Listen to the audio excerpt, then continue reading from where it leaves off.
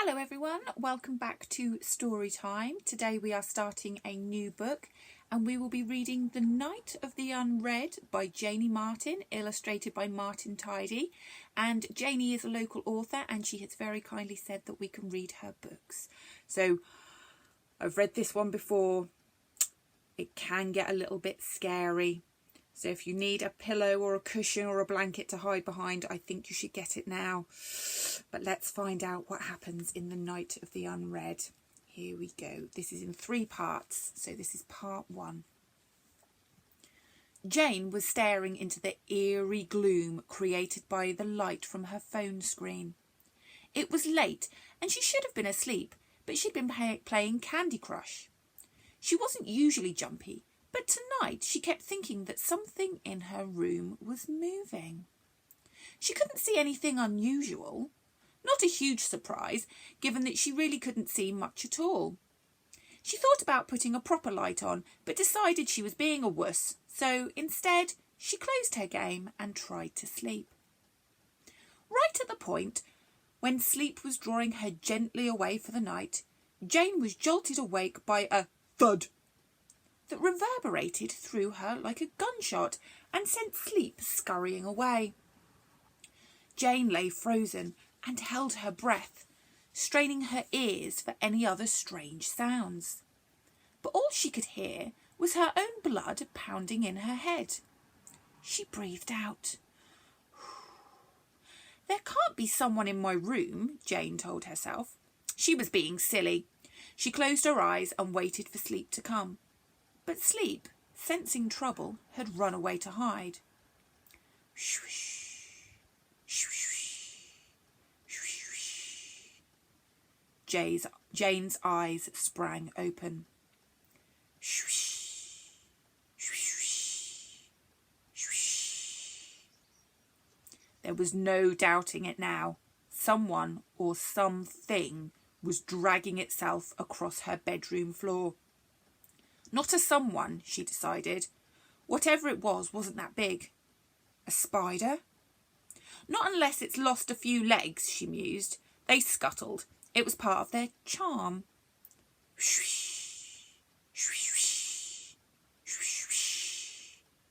The thing was getting closer. Jane couldn't stand it anymore. She sat up and grabbed her pillow. It wouldn't make much of a weapon, but it might offer some protection. Clutching it to her chest, she flicked on the light. The noise stopped, and there, blinking in the sudden brightness, was her book of fairy tales. It was standing there, looking at her, with eyes. Jane gawped. "Close your mouth, young lady," snapped the book. "Don't you know it's rude to stare?" Its pages rifled in umbrage. Sorry, but..." Jane found that her mouth and her brain weren't communicating. "Haven't you ever seen a talking book before?" sneered the book. No. Wait, yes. They have them at the library." Jane was relieved that mouth and brain had resolved their differences. "They're not talking books," scoffed the book of fairy tales, with so much contempt Jane could almost reach out and touch it. "They just speak their story aloud. Try having a conversation with one and see what response you get. None. I've never been so..." Okay, I'm sorry, I didn't know," said Jane quickly, trying to appease the book, which seemed to be working itself up into a mega rant. "Yes, well," grumbled the book. "Just so long as you remember in the future. Now, if you would be so kind as to pick me up and put me on the bed, I would be most grateful." Jane put her pillow back and leant over to pick up her book of fairy tales. She placed it gently on the bed. "Thank you. There's a bit of a draught down there. It was sending a shiver right up my spine. Right then, this is where I was heading." The book gazed around the bed. "Nice. Very nice. Comfy, I should think, if you like that sort of thing. Anyway, I was supposed to whisper things in your ear while you were asleep, but as you're awake, that plan's gone out the window. Hey-ho, I'll just have to..." Jane had stopped listening and was staring at the book with a puzzled frown. "How were you going to get up here?" she asked. "What? Oh, yes. Well," said the Book of Fairy Tales, flustered by the unexpected interruption. "Have you heard of the fly-leaf? It's the blank page at the front or back of a book, which is also what we use if we want to fly. Watch." Something inside the book began to vibrate, and it lifted slightly off the bed before falling into a horizontal position. The front and back covers began to flap slowly, and the book rose about 1/2 metre, then hovered above Jane's pillow. "Wow!" Jane made the one syllable count by drawing it out over several seconds. "Impressive, huh?" crowed the book. "Very," Jane agreed. "But hard work, extremely hard work, so I'm much obliged to you for your assistance." The book landed in a standing position. "Right, let's get on with it. I've got a job to do." "Job?" echoed Jane. "Yes, I've dragged myself off the shelf just for a bit of a friendly chit-chat, you know," said the book. "We have decided that we like you." "We?" said Jane, who was becoming increasingly confused. "My good self and your other books, of course," replied the Book of Fairy Tales impatiently. "If I may continue," the book said, and did so without waiting for permission. Those of us that you've read or have been read to you, have fond memories of you really enjoying our stories, which is obviously what all books long for. Some of us have been read over and over, and that makes us very happy. Indeed, it is the unread who are the problem. They don't want to be difficult. It gave them a pleasure of sorts to watch you enjoying us, but it's in their nature, you see, and that's all there is to it." "All there is to what?" asked Jane. "You're beginning to sound like a parrot, Jane, if you don't mind me saying." "Sorry, it's just that I have no idea what you're talking about, and, to be honest, I haven't really got my head around the talking, walking, flying bit yet," sighed Jane. "Yes, I suppose it must all be a bit strange. Let me start at the beginning. I was chosen due to my seniority as one of your most read books to warn you that the night of the unread is coming." "Night of the unread?" asked Jane. The Book of Fairy Tales cleared its throat and gave Jane a meaningful look. "You'll be squawking and eating sunflower seeds soon," it said. "Sorry." "The night of the unread happens once every so often," the book continued.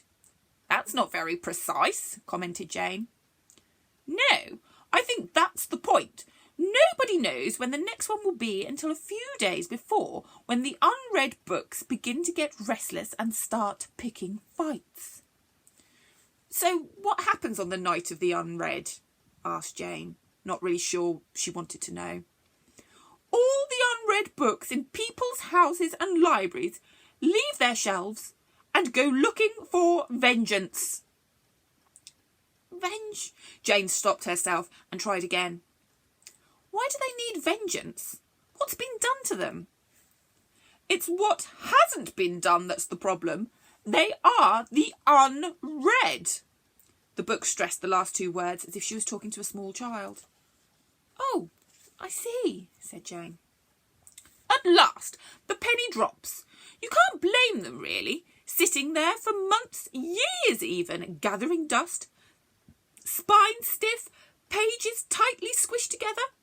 That's bad enough, but it's the story inside, itching to get out, that really makes the unread suffer." "OK, I get it. Sounds awful. Can we get back to the vengeance bit?" "What kind of vengeance are we talking about?" said Jane. "The usual kind, painful, violent, potentially deadly," replied the book. "Right." Jane's horrified disbelief teased the word into two syllables. "And is there anything I can do to stop my books from attacking me?" "Well, obviously if you read them." "Thanks. Apart from that?" Clipping their fly leaves will stop them flying, otherwise protective clothing and weapons, said the Book of Fairy Tales, shrugging. And when is the night of the Unread? Weren't you listening? Snapped the book. I've already told you that we don't know. Best guess before the end of the week. Jane sighed and muttered to herself, I don't know what all the sighing is all about. Forewarned is forearmed, as they say. Most people would have been grateful, not huffed and puffed and mumbled things. I couldn't hear properly, grumbled the book. Okay, you're right. Thank you, Jane said distractedly. She was staring at her books and trying to work out how many she hadn't read. The figure was increasing steadily. Well, I've done my bit. The rest of it is up to you. Good luck. The Book of Fairy Tales flew clumsily off the bed, flumped onto the floor, and began dragging itself home to the bookshelf. Yeah, I told you that was a bit scary. I don't know if you've seen behind me here, I've got quite a few books. Most of them are unread. Yeah, I should probably be a bit more careful, shouldn't I? Be a bit vigilant. Oh, tune in tomorrow at 2 o'clock where we will continue reading The Night of the Unread by Janie Martin, and we will find out what happens and what vengeance the unread books will cause. Yeah, see you later. Bye-bye.